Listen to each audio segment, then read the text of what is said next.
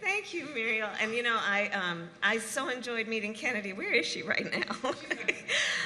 I love meeting our young leaders, and Kennedy is one of them. I just visited one of the classrooms, Myrna, and I tell you, when we look at our children, right, and I was raised, and I think we all know, when we think of the children of the community, they are the children of the community.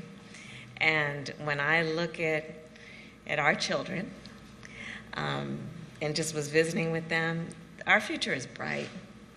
Our future is bright. And you know, we have, it's such a particular age in terms of the stages of development, our 4- and 5-year-olds, because they haven't yet been encumbered or burdened by anyone's limited expectations or just inability to understand the capacity, the God-given capacity of every child. And they know they are going to be. They know it. And so it is our responsibility then, as the adults of a community, the leaders of a community, to do everything we can to send every message possible in every way to remind our children of how special they are and how important they are to us as a community. So it is such a joy to be with you all today. And I want to thank you for inviting me and for welcoming me. So as we think about what we are doing next, I do want to say that there is a lot to do in terms of knowing how incredible the children are here, these beautiful and brilliant children. And to thank also the parents and the providers for what you are doing. You know, the children here remind me of a young girl I met several months ago. Her name is Gayla, and she is 5 years old. And from the moment I walked into her classroom, she was glued to my side. At one moment, I bent down to speak to her, and I said, Gayla, you can be anything you want to be. And she reminded me of Kennedy and all of the children I was just with. And I said to her, Gayla, you can be anything you want to be. And not unlike any of the children that I just visited with, she looked at me in my eyes and said, well, I want to be everything. Everything. Everything. And I know that all the children here would say the same thing. So President Joe Biden and I are determined to build a future that is worthy of the aspiration and the ambition of our children. When we took office, we knew that building that future would not be easy. The President and I knew the serious challenges the children of our nation are facing. We know that the pandemic did not invent these challenges, but it certainly accelerated these challenges. As you talked about, child care centers were closed, parents have been out of work, families' budgets have been stretched. So many families who could count on grandparents to be part of the support system did not have that support system because of the nature of the pandemic. And of course, millions of children, as a result of all of that, fell into poverty on top of the children who already were in poverty before the pandemic. So that is why we put the children of America at the center of our agenda, for all of those reasons. And that is why we put it at the center of the American Rescue Plan and fought very hard to get that plan passed. And you know, people ask me sometimes, they say, well, so what have you enjoyed most about being vice president? And I tell them every time, because this is just the honest to God truth, we will lift half of America's children out of poverty. We will lift half of America's children out of poverty. So with the American Rescue Plan, we did 3 big things, which is the subject of my conversation with you today in particular. We increased the child tax credit.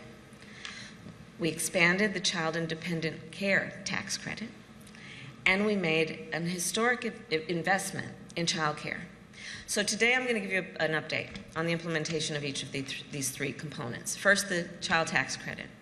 So this credit is for families with children. And we increased the credit from $2,000 per child to $3,000 per child for children over the age of 6, and $3,600 for children under the age of 6. And now it also applies to children up to age 17, so we increase the age.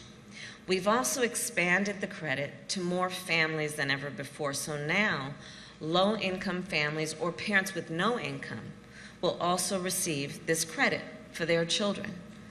Because before, it was a tax credit with the assumption that you'd get the credit if you had an income and had paid enough taxes to get the credit from what you had paid. Now we have extended it to say, well, no, let's just talk about fairness.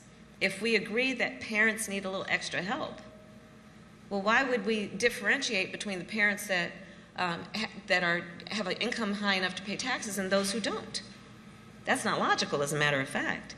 So that's why we extended it. And for the first time, another unique piece of this is families will get the credit every month instead of at the end of the year. And why is that? Well, it's pretty basic. Folks got to pay the bills every month. So let's make it actually real and connected with the demands and the pressures of being a parent and raising a family, in particular with young children. So the checks will start dropping in July. That's part of the announcement today, to remind people and let them know. And we, thank you.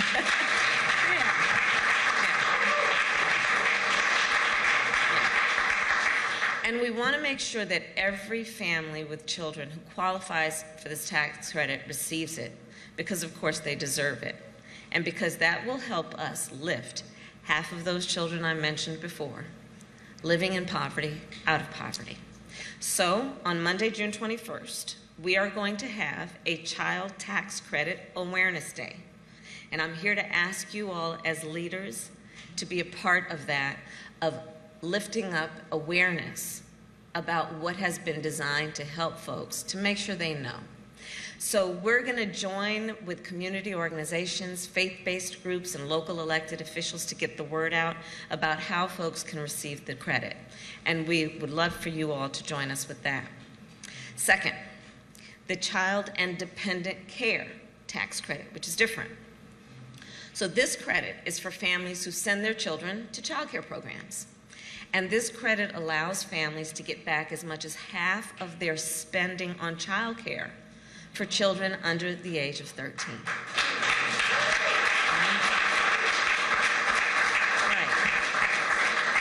Right. And so, as an example, if you spend $8,000 this year on child care, you could get $4,000 off of your tax bill. And we have new guidance that will help families take full advantage of this credit. And I just want to stress one thing, and let's get the word out. Let's remind folks to get what you are due. Keeping your child care receipts is really important. So let's remind folks of that. And you can visit irs.gov for more information. I had to come with a website. irs.gov. The third update relates to making child care more affordable and accessible. So the last piece that I just mentioned, of course, will help with that. But through the American Rescue Plan, we sent out around $39 billion to states, to tribal nations, and territories. And today, we are instructing them on how to distribute the last $15 billion in the most effective and efficient way, so that these funds will actually benefit the children that were intended to benefit. So all of this to say, we are making progress. And still, there's more work to be done. While the American Rescue Plan has been critical in providing relief, we know more work needs to be done to reimagine these systems and these structures, to build a future that is worthy of every child's aspiration and ambition. And that is why the President and I have put forward the American Families Plan. So the American Families Plan would ensure no low or middle income family pays more than 7% of their income on high quality care for young children. Because again,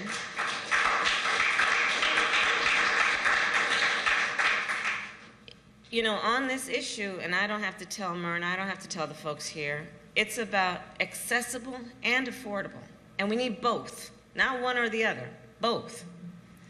Throughout the country, there are places that we refer to as child care deserts, where there's literally no child care available within a traveling distance for that parent, especially if they are working and the child care is many, many miles out in this direction and they got to go to work in that direction.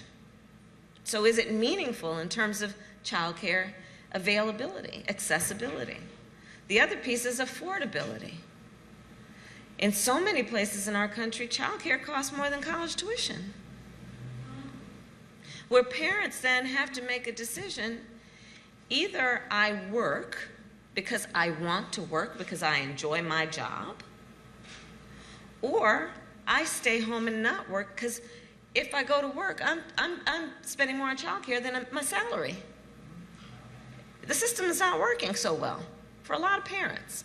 So this is the point here: affordability and accessibility.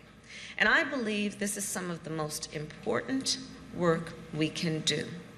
You know, we say we care about families. Well, then let's get in there on the details of what helps and makes families actually work and function as a family. And you know, since we took office, there are fathers who have had to take unpaid leave to care for their children.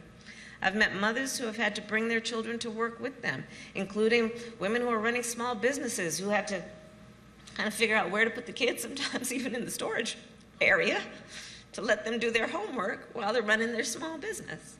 I've met volunteers who are feeding families with children at drive-through food banks, and child care providers who are caring for children while struggling to keep their child care center open. So our children must be at the center of our priorities and our public policies. It is the smart thing to do, and it is the right thing to do. And so that is the work ahead. With our collective help, I truly believe America's children will be anything they want to be. Not can be, will be anything they want to be.